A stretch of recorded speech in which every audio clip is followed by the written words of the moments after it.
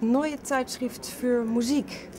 Een belangrijk Duits tijdschrift op het gebied van de hedendaagse klassieke muziek.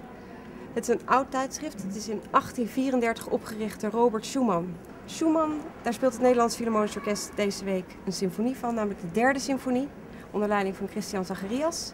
En de symfonie wordt ook wel genoemd de Rheinische, want het is een ode aan de rivier de Rijn. Beginning, 3 und...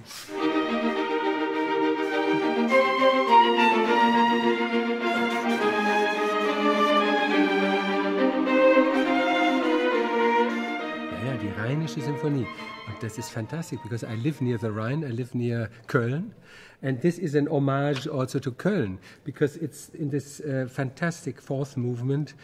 We have a procession in the dome of Köln, and it's absolutely gigantic. And it shows two things. Schumann, who didn't come from the Rhine, he was from Sachsen or from Thüringen, so when he came to Düsseldorf and Köln, he was probably absolutely overwhelmed. And the dome was something that had something which romantic music has anyway. It looks back. You know, when we talk about romantic music, you always start talking about emotion and feeling and all these things. But what is new in this area of time is that they look back to Gothic, to Bach, so this procession is almost like a Gothic cathedral and a chorale of the old times, and that's what the Romantics discovered again. And how would you think this looking back, how can we hear it in the music? Yeah, in this movement you can absolutely hear it because you think you are in a chorale in a church. The trombones play the chorale, not the organ, but then he adds his kind like being a person and listening to it. So you have two things. You hear the old music from like Renaissance or even older, and at the same time you walk through this enormous hall of a church. That's what you can really feel, and that's the centerpiece of his symphony.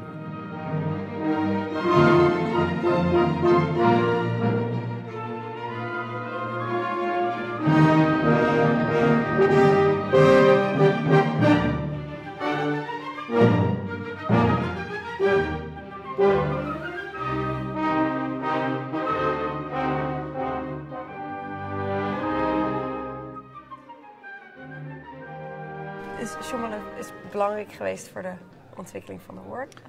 Ja, hij heeft erbij betrokken geweest ook, want hij was groot voorstander van de ventielhoorn. En daarom heeft hij ook zo die mooie hoornpartij in deze symfonie geschreven.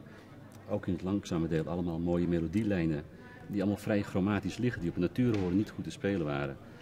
En hij wilde gewoon duidelijk eigenlijk laten aantonen dat de ventielhoorn eigenlijk wel de toekomst was en het meest fantastisch instrument was. Als je een natuurhoorn hebt, dan heb je dus eigenlijk geen ventielen, dus heb je alleen een ronde buis.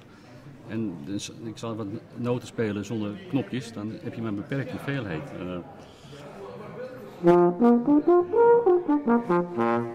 Dat zijn natuurtonen. Dit is er allemaal bijgekomen. En als ik dus, wat ik nu deed, middels de ventielen druk, dan komt dit buisje erbij.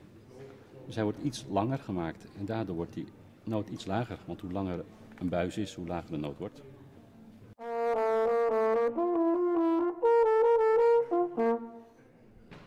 Gewoon een heel ander instrument.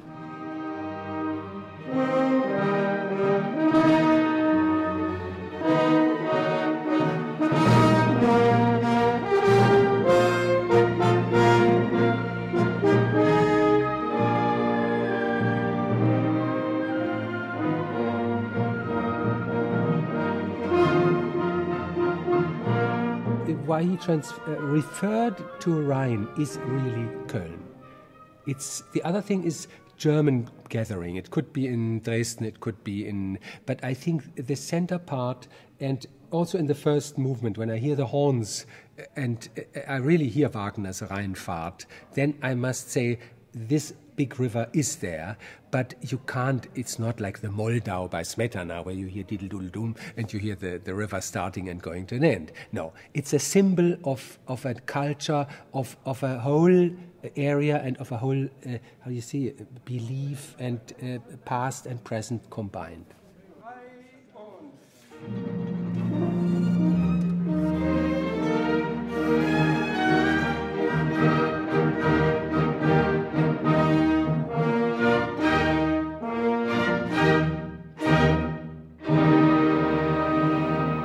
wens u een mooie avond met de derde symfonie van Robert Schumann met het Nederlands Philharmonisch Orkest onder leiding van Christian Zacharias.